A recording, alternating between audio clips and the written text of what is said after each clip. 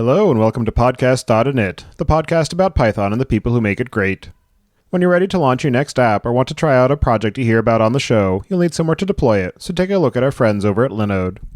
With the launch of their managed Kubernetes platform, it's easy to get started with the next generation of deployment and scaling, powered by the battle-tested Linode platform, including simple pricing, node balancers, 40 gigabit networking, dedicated CPU and GPU instances, and worldwide data centers. Go to pythonpodcast.com/Linode today, that's Linode, and get a $60 credit to try out a Kubernetes cluster of your own. And don't forget to thank them for their continued support of this show.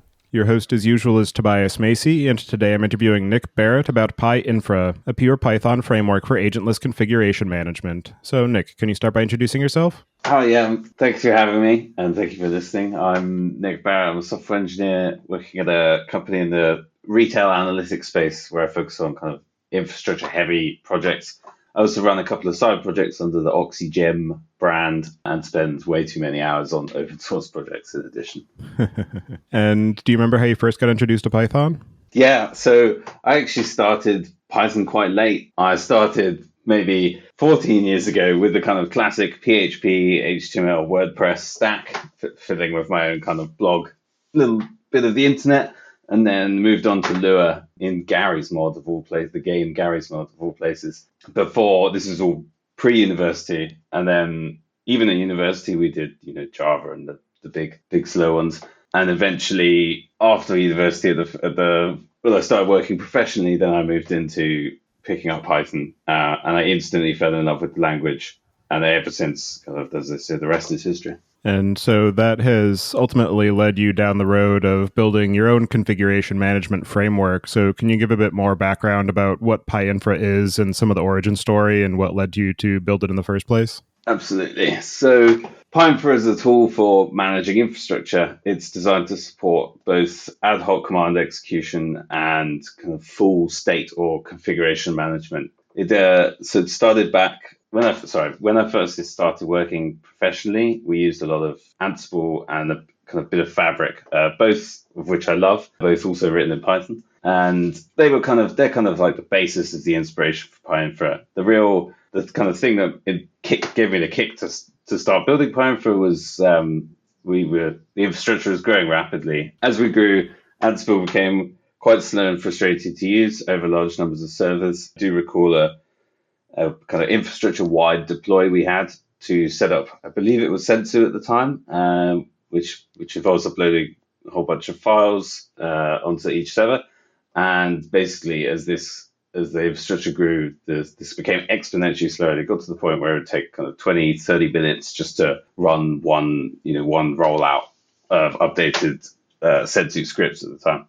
We also were using, as I mentioned, Fabric, which was still super fast, and we kind of occasionally would kind of mix a bit of Ansible and Fabric to do the kind of the bits that Ansible was slow at, and Ansible to do the initial install and configuration management side of which it is so good. So essentially, I took my favorite bits of Fabric, its speed and its kind of pure Python configuration, with the state management concepts and ideas from Ansible, and that's how I hacked together PyInfra 0.1. And as you mentioned, there's Ansible, which is pre-existing, and you highlighted some of the challenges and pain points there. And there are a number of other options, both in Python and other languages, for configuration management that have different layers of complexity and various options in terms of the ways that you approach it. And I'm wondering what the core goals are of PyInfra and some of the capabilities that it offers that might lead someone to choose that over other options such as Ansible or SaltStack or Chef or Puppet.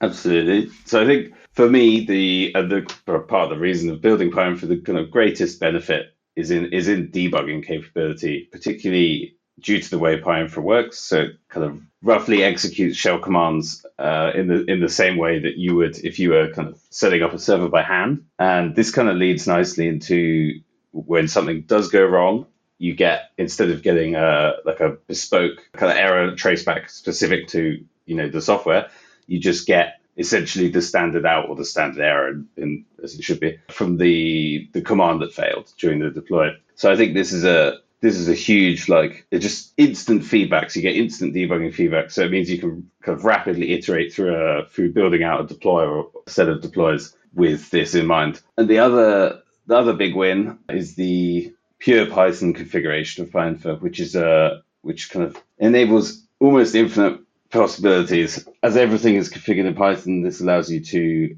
integrate with basically any Python package that already exists. So if you need to pull in like a bunch of EC2 hosts from AWS, you can just use Boto3 and integrate that. Or if you need to pull in secrets from HashiCorp Vault, you can just use the sort of standard Python libraries for that. And so none of that needs to be built into PyInfra itself. It's kind of out of the box compatible with more or less everything that Python's compatible with. So for somebody who is trying to build out infrastructure, there are a number of different ways that you can go about it, different levels of complexity in terms of what you're trying to deal with. And I'm wondering what your major pain points are in terms of dealing with the infrastructure that you're working on and some of the shortcomings that you see in terms of just the overall approach to tooling or available systems architectures and how you're trying to tackle that with PyInfra in your own work. So I think I previously mentioned we were talking about the other tools. Certainly one of the pain points I've experienced is the abstraction that tools apply over the top of what's going on under the hood. And so they hide away, they can hide away the kind of underlying commands or changes being made to a server, which is great when they work fine and they get the end result and the state is as defined in the playbook or role or whatever. But when it doesn't work, it's much harder to pick out exactly how and why this has failed, which leads to kind of unknowns in the infrastructure, as it were, if that makes sense. And I think I had another pain point, which is kind of unrelated to PyInfra, to be honest, is I think resource creep's a real issue that I've experienced, kind of where especially if you've got like a bunch of cloud providers and maybe some dedicated servers thrown in there, across a whole bunch of data centers, it's really easy to essentially lose servers, and you'd occasionally, might find like an old box just lying around, which is not only a waste of money, but obviously becomes a security hole after a certain period of time when instantly if you don't know about it and it's still attached to your kind of networking infrastructure.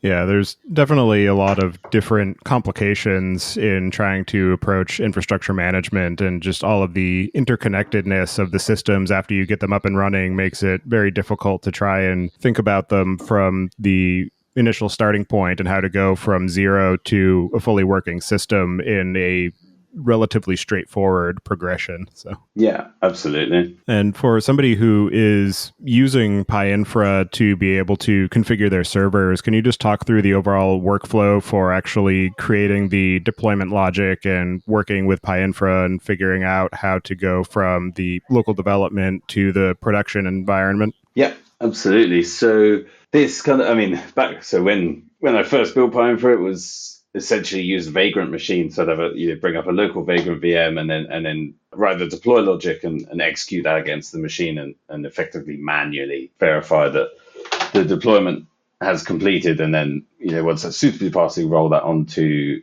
production. And I think as of 0.9, 0.8, there's PyInfra now integrates directly with Docker. So obviously avoids all the overheads of the Vagrant VM, so it becomes extremely easy to rapidly iterate endlessly, basically building a Docker container over and over again using PyInfra, which has the nice benefit of you can quite easily write some quick tests to verify that the contents of said container matches the state defined in your deploy logic. I am also keen to kind of expand this. There's a cool project called Test Infra, which I became aware of recently, which kind of allows you to write unit tests for tools like PyInfra and Ansible and Salt and so on. And I'm looking forward to integrating PyInfra into that because I think that would be really awesome to be able to write full unit tests for that. Yeah, I've used Test Infra for my own work and definitely appreciate being able to use it. And I've actually written a custom integration with SaltStack so that you can write the Test Infra tests using the SaltStack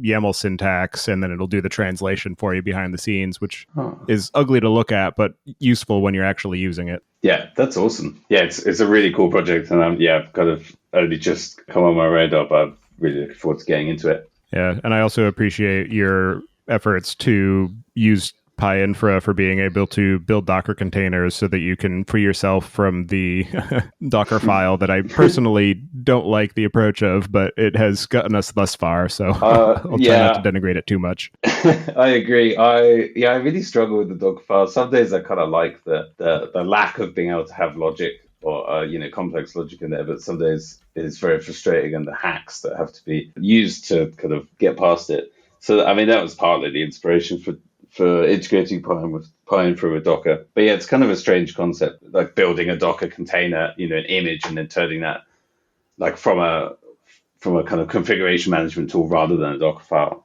But it works pretty well. So the other thing that you mentioned is that PyInfra has support for being able to handle idempotency of the deployments so that you don't have to worry about running it multiple times. And I'm wondering what your approach is for enforcing that in the different operations being performed and some of the things that you have to address in the built-in operators to be able to ensure that it does have that idempotency support, or edge cases that people who are customizing PyInfra need to look out for in terms of handling idempotency. Yeah, so it's a really interesting subject to spit. Like PyInfra's, I'll explain the approach and then we'll go from there. Essentially, PyInfra achieves idempotency by executing deploys in a kind of two phases. During the first phase, which is read only, PyInfra will kind of read state from the server. Where's this file? What packages are installed? Blah blah blah.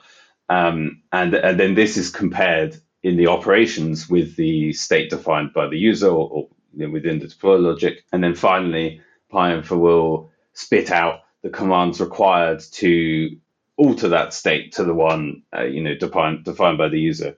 And so by doing this, it means you run it the first time, it executes them as normal, and then the second time you run it, nothing will happen because there's nothing to change. There are some operations that don't follow this. For example, there's a server.shell operation which literally just executes any shell command you give it. Obviously, there's no state to compare there, so that command would execute every time. In pretty much every configuration tool, there is the option to just run this bash script, and then you're on your own as far as ensuring that it's not going to break every time you run it. Yes, yeah, it's an interesting one. Yeah. There's an additional edge case with this because of the two. This is where I think PyInfra differs to like Ansible and stuff, where they do the check whether the state is right, kind of all on the machine during execution phase. Because PyInfra does it in a two phase and allows you to essentially dry run it to see what changes would be made.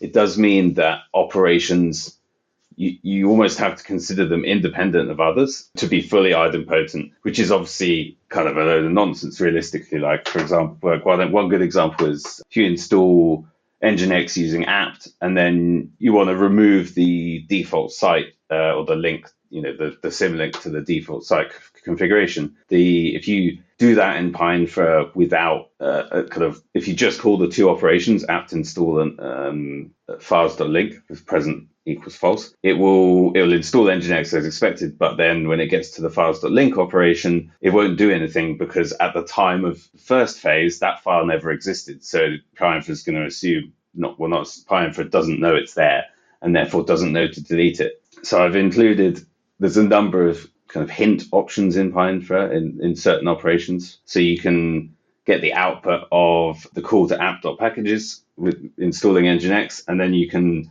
based on the output, it'll tell you whether something's changed or not. And so if something has changed, i.e. it's installed Nginx, you can then pass the assume present argument to the files.link operation, which will ignore or not check whether the link exists and kind of issue that removal based on the Nginx change. Digging deeper into PyInfra itself, can you talk through how it's implemented and some of the overall design and implementation changes that it's gone through since you first began working on it and as you started to use it yourself and expose it for use by other people? Yeah, absolutely. I think obviously I just mentioned the kind of two-phase deploy. The two-phase deploy goes way back to the very beginning and it is core to the way PyInfra works. And this is implemented essentially there's a core API that kind of links everything together. And then the main two kind of objects, if you like, are facts and operations. So operations are used by users to describe the desired state, ensure this file is here, install this package. And facts kind of describe the current state on the remote side, i.e. this file doesn't exist or these apt packages are installed. And so PyInfra basically, operations use these facts to figure out what needs to change to match the state defined in the operation. And then that is essentially the first phase. And at the end of that, you end up with essentially a bunch of commands to run per individual target host. And when I say command, I mean either a standard shell command or something like a file upload, a file download, or a Python callback. So once phase one is complete and you've got this list, PyInfra essentially just executes that by default, operation by operation, and going through each operation and executing each of the host's commands as it goes. So that's kind of execution phase. And another kind of key part of PyInfra, and this is a much more recent addition, is the idea of connectors. So PyInfra was built up using POSIX servers only, and SSH was basically the only thing it connected to for a long time. And then that's going to change recently with the addition of things like the Docker connector and the Vagrant connector. These essentially define how commands are executed, and it makes for a very pluggable system. For example, there's also a WinRM, Windows Remote Management connector, which is in PyInfra now. It's kind of very, very early stages, but that's the kind of flexibility this system will allow. This portion of podcast.init is brought to you by Datadog. Do you have an app in production that is slower than you like? Is its performance all over the place, sometimes fast and sometimes slow? Do you know why? With Datadog, you will. You can troubleshoot your app's performance with Datadog's end-to-end tracing, and in one click, correlate those Python traces with related logs and metrics. Use their detailed flame graphs to identify bottlenecks and latency in that app of yours. Start tracking the performance of your apps with a free trial at pythonpodcast.com/Datadog. If you sign up for a trial and install the agent, Datadog will send you a free t-shirt to keep you comfortable while you keep track of your apps. And as you've been building out PyInfra, what are some of the libraries that have been essential to being able to make it happen, and some of the prior art that you've looked at as either positive or negative examples to learn from? From the library perspective, G-Event is absolutely at the core of PyInfra. I'm an absolute raving mad fan of G-Event as a library. It's obviously Python 3 is somewhat reduced the need for it with native async, but G-Event is not only the API of G-Event. I think it's better than async IO, but it's definitely quicker. I think it's a truly wonderful library to use. And although the only downside, of course, is the kind of monkey patching part, which is kind of a bit hacky, but I like it. I mean, I've been using PyInfra on production workloads for like 4 years now, all of which has used G-Event, and so I'm not concerned from that perspective, if you see what I mean. And the other kind of major library that uses two libraries would be Ginger 2 for templating, which is kind of the same as Ansible, and Salt, I believe, both use it, and also Click for the CLI, which I think is another absolutely fantastic bit of code. Yeah, those are definitely useful and ubiquitous libraries, and both of them from the mind of Armin Ronacher, who has also brought us Flask and many other good things. Indeed, yeah. And so the other interesting piece to dig into is the set of operations that you've built into PyInfra for being able to perform the basis of idempotency and sort of define the available functionality for interfacing with the different system aspects of the servers that you're trying to build out. I'm wondering how you have determined which pieces need to be built and just the overall interface of being able to define new operations and add them into the runtime of PyInfra. Yeah, so the core. I still remember like when I was first kind of figuring out PyInfra, what's the kind of baseline, what's the minimum you need to sort of configure a server on in a reasonable way. And so it comes down to like the kind of file system for all kind of file system, like, managing files, directories, lines in files, links, and upload and download files. That's kind of essential to any configuration management system, or even any kind of infrastructure management system. And then there's the server side stuff, or it's called the server module in PyInfra. I don't know whether that's the right terminology, but of user management, group management, little things like managing the host name, managing sysctl entries, managing the loaded kernel modules, and so on. So that's kind of those two are the kind of real core kind of set of operations that I would say most that are used most by any deploy that I've seen. And then on top of that, there's kind of the more command specific ones, so like apt for managing app repositories and installing app packages, and then yum the same thing. And they were essentially the only two I implemented at the beginning because they were the only ones I needed, but has now expanded. I think there's DNF, brew, APK. There's a whole bunch of them, which is cool, and a lot of them implemented by contributors, which is absolutely fantastic. So as far as developing additional operations, the documentation contains a page on this. It's reasonably simple. It's basically just a matter of creating a Python function and with a decorator to flag it as an operation that takes a state and a host object, and then whatever keyword arguments you want. And then normally these operations are actually they turn out to be really quite simple functions because they just they'll read some state from the host by the way of facts. So they'll call host.facts.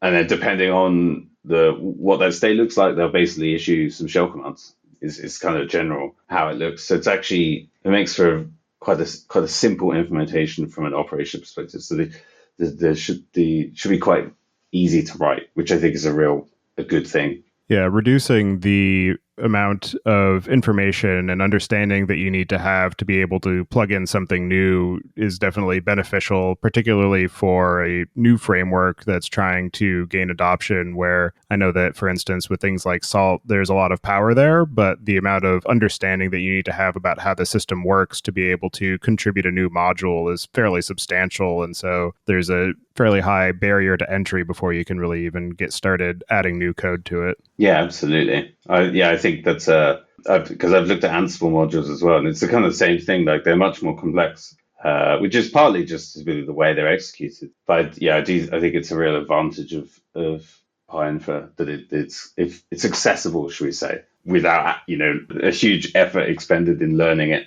And then another interesting thing that I saw as I was looking through the documentation is that you have the operation modules that allow you to execute these various shell commands, but you also mentioned the ability to execute Python code via PyInfra and using some of the ecosystem libraries. I'm wondering how you handle the execution of those functions on the remote hosts when you're not shipping the external dependencies in the Python runtime to that server, and just what the overall flow looks like in the code level of how that works. So the key here is actually they're not executed they are executed on the local host of the user's computer.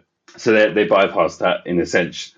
Essentially, the actual execution of Python functions during a deploy run locally, which means obviously your local virtual environment can have all your requirements as such stored.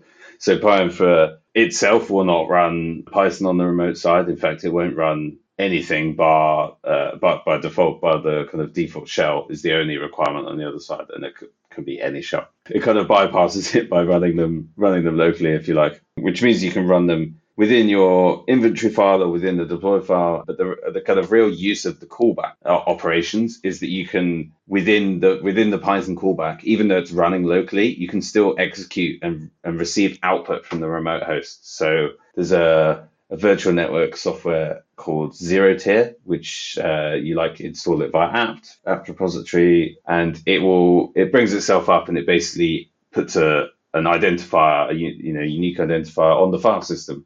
And you need this identifier to authorize the machine over the Zero Tier UI to join your kind of network. So one way of achieving that is you have a callback function within PyInfra, and after you do the install, and within that function, you basically cat that file out, collect it back in your function, and then just call the Zero Tier API. So that allows you to obviously not executing anything on the remote server, but you can dynamically speak and collect output from the remote server kind of mid-deploy and within the context of a function. And beyond the operations, you also mentioned the different execution contexts for interfacing with Docker versus POSIX. But what are some of the other extension points that exist for being able to plug into PyInfra and add different capabilities or functionality? I mean, there's kind of three areas currently of extension. Is the connectors, as you just mentioned. Terraform is an example of one that could be built, and there is actually an issue open for it.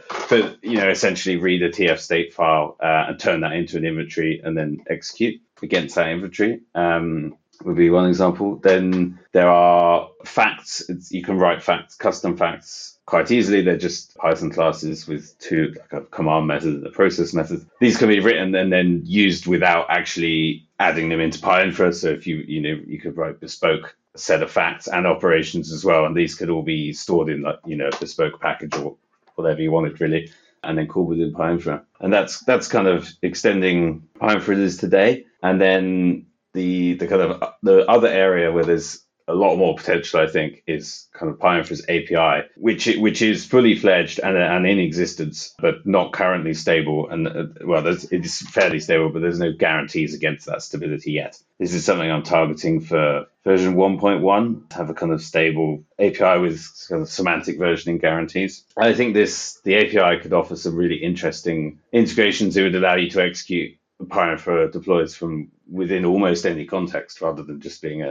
CLI, which could learn up some really interesting work in the future. I know on the back of my mind, one thing I really want to do over the coming months is build a really lightweight PyInfra agent, which would allow PyInfra to run in a similar manner to kind of Salt agent or Chef agent, that kind of thing, which would obviously enable running PyInfra in an agent-based manner as well as it's kind of native agentless. For people who are adopting PyInfra, what are some of the edge cases or points of confusion that they should be aware of or that you see them commonly experience? This is a really interesting one, actually. As of today, there's one major gotcha I see, which is the idempotency thing we talked about earlier, where operations rely on each other. This can be a bit of a gotcha because it requires thinking about each operation is almost individual, and then any dependencies between operations have to be essentially almost manually reconciled by kind of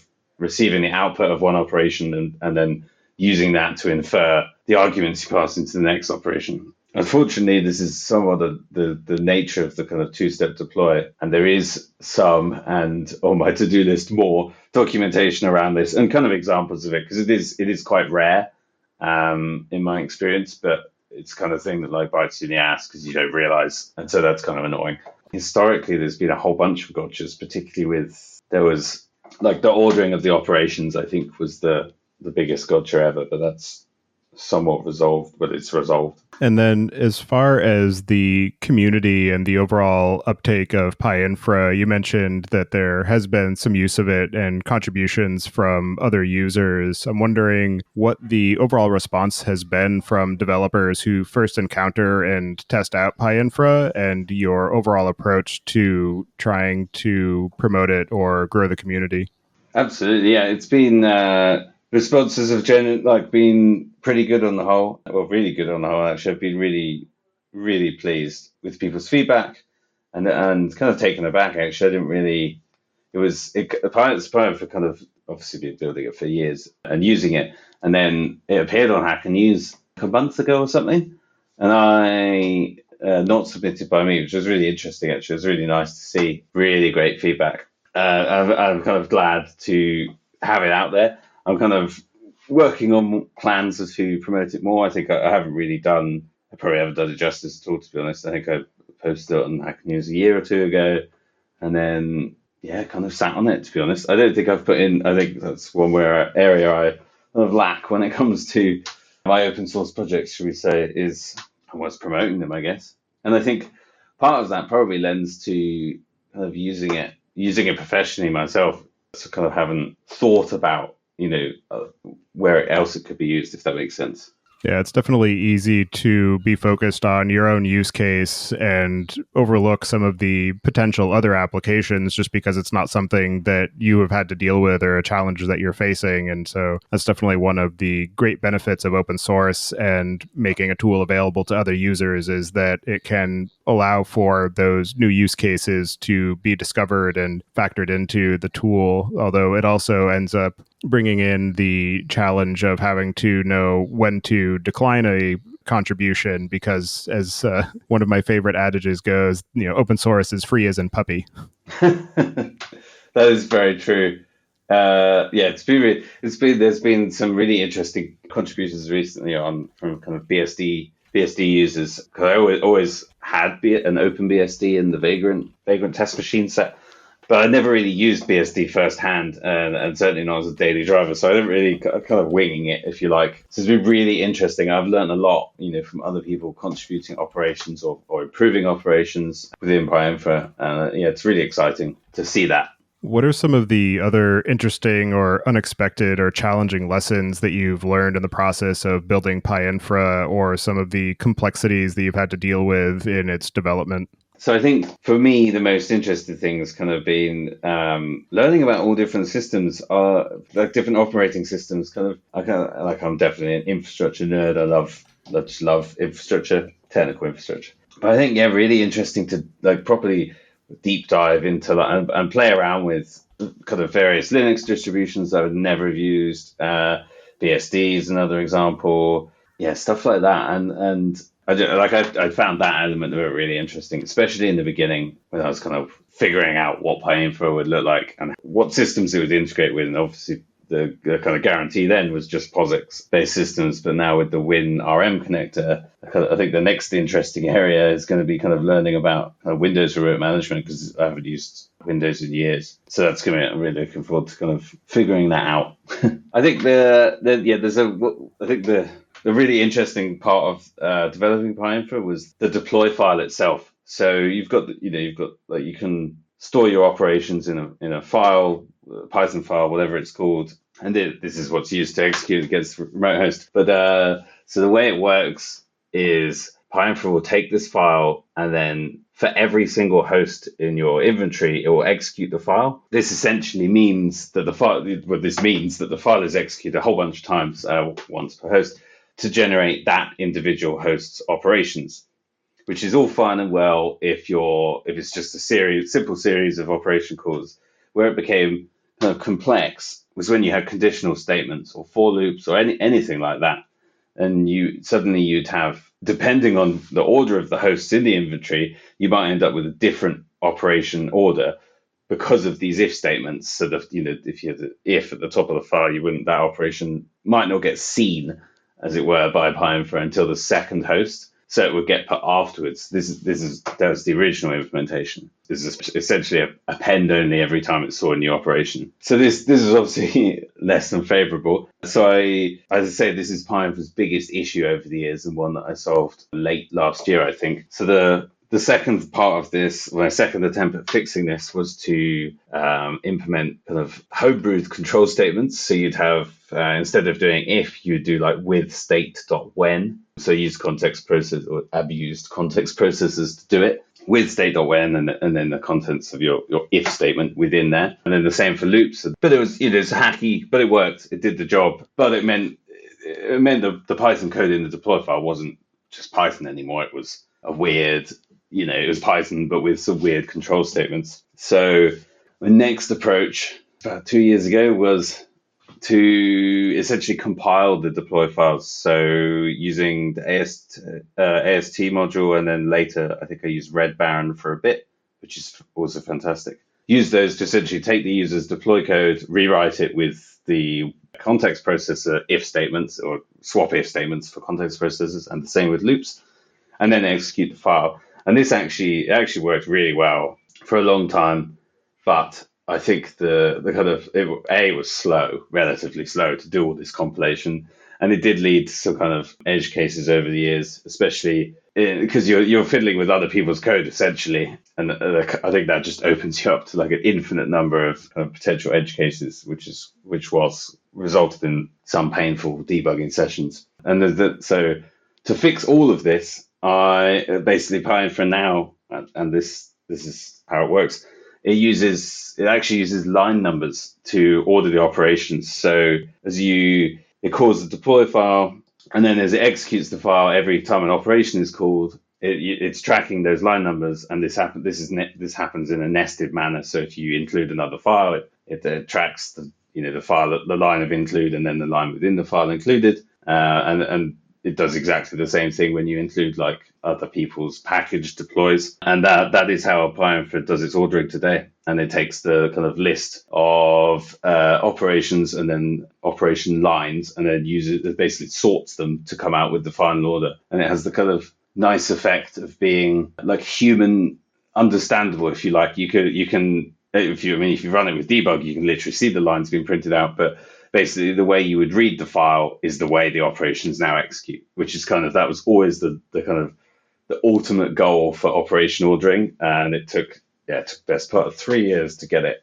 kind of nailed down to where it is now. Yeah, it's funny how infrastructure kind of attracts a special kind of masochist who wants to be able to actually deal with and handle all of these little edge cases that show up because of all of the slight variances in the systems that you're using and the different distributions of Linux and the package naming and how the file structures are laid out for people who want to deploy their code in different manners. So exactly. As somebody who works in the space, I can commiserate with that. For somebody who is considering what tool to use for building and managing their infrastructure, what are the cases where PyInfra is the wrong choice and they might want to just go with a Docker file or use one of the more full-blown configuration management frameworks like Salt or Ansible or something like that? Partly, there's definitely going to be cases where PyInfra doesn't have the necessary operations to fulfill the desired state. I think on the whole, I think this is probably quite rare. Obviously, ideally, PyInfra is perfect in all of these use cases. One of its limitations certainly is would be the performance side. So I think as you reach kind of thousands, tens of thousands of targets, the kind of single executing from a single host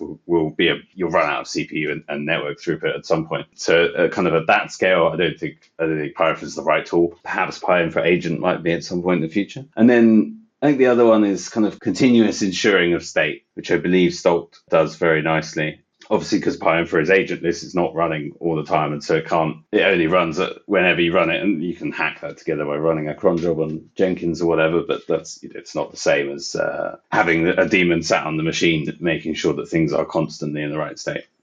Windows is the other one, because PyInfra is so new to WinRM, and it's really early days. Anything involving Windows, I would not recommend using PyInfra currently. For the future of the project, you mentioned a few different goals that you have, but what is your overall vision for where it's going to end up, or anything that you are looking for help with contributions or feedback or anything as you continue to grow and build on the project? Yeah. So the initial big thing that I want to get over the line is version 1. It's no real major change from an end user perspective, but it removes a lot of the kind of old craft that built up over those years of iteration, which will kind of give a much cleaner slate for building on top of PyInfra, which I think is really important. I'm really keen on hearing the kind of feedback from the community on PyInfra's APIs and how PyInfra is used in different contexts. Because ideally it's like super easy to use, very accessible tool is the aim. I think the fact that it's configured in Python a little bit probably increases the bar for entry from something like a YAML based syntax, but I'm hoping the kind of examples, and I would absolutely welcome and love people contributing any more examples, more just feedback on how it works, like anything like that. Super keen to improve the kind of the user-facing UI APIs. And then operation coverage is the other kind of area for expansion. I think there's still plenty of things that PyInfra can't do or can't natively do, and for which you might use like shell commands or old bash script for. And it would be nice to cover all of that. And the other major thing is with the upcoming version 1.1, hopefully with the stable API. I'm extremely keen to see how people use that. I have no idea what that looks like, but I'm very interested to see if and how people use it. Are there any other aspects of your work on Pi Infra or the ways that you're using it for infrastructure management or just the overall space of configuration and infrastructure that we didn't discuss that you'd like to cover before we close out the show? I don't think so. Have you got anything? The only other thing that I wanted to call out is the fact that I think your approach to having everything be pure Python and the fact that that enables you to distribute deployment logic as a Python package and being able to compose things together and manage dependencies in that way is an excellent contribution to the ecosystem. So I appreciate that aspect of it. Thank you very much. That's yeah, I hadn't thought of mentioning that. But yeah, you make a really good point. I think leaning on the built-in package management that Python offers and PyPy and setup tools kind of out of the box enables, like dependency management and bundling up a deploy as a Python package is kind of a really nice feature, if you like, kind of sidesteps the need for, custom implementation like Ansible Galaxy comes to mind, but, there are others. Absolutely. Well, for anybody who wants to get in touch with you or follow along with the work that you're doing or contribute to PyInfra or your other projects, I'll have you add your preferred contact information to the show notes. And so with that, I'll move us into the picks. And this week, I'm going to choose a movie that I watched last night with the family called My Spy. Just became available on Amazon, and it was pretty hilarious. Just great movie about a bumbling CIA agent who ends up embroiled with the targets who he's supposed to be surveilling. Not going to give any more of that away, but definitely a lot of fun. So for anybody who's looking for something to watch, I recommend it. And with that, I'll pass it to you, Nick. Do you have any picks this week? Sounds great. Yes, I picked out two things. One is tech-ish, is the DAS Keyboard Ultimate, which I would highly recommend to anyone. I think the combination of mechanical keycaps and blank keycaps, mechanical keys and blank keycaps, has dramatically improved my typing over the years. And PyInfra is written on this very keyboard, or majority of it. And my other pick is completely unrelated. It's actually a food pick. There's a recipe which I can provide the link for. I found it the other week which we made and was extremely delicious. Is for slow cooked Korean short ribs with kimchi fried rice. Highly recommend it. All right. Definitely sounds like a interesting and enjoyable meal. So I'll have to take a look at that. So thank you again for taking the time today to join me and discuss the work that you've been doing with Pi Infra. It's definitely an interesting tool and one that I plan to take a closer look at and possibly use for some of my personal infrastructure. I appreciate all the work that you've done on that, and I hope you enjoy the rest of your day. Excellent. Thank you very much. And thank you for listening. Thank you for listening. Don't forget to check out our other show, the Data Engineering Podcast, at dataengineeringpodcast.com for the latest on modern data management. And visit the site at pythonpodcast.com to subscribe to the show, sign up for the mailing list, and read the show notes. And if you've learned something or tried out a project from the show, then tell us about it. Email hosts@podcastinit.com with your story. To help other people find the show, please leave a review on iTunes and tell your friends and coworkers.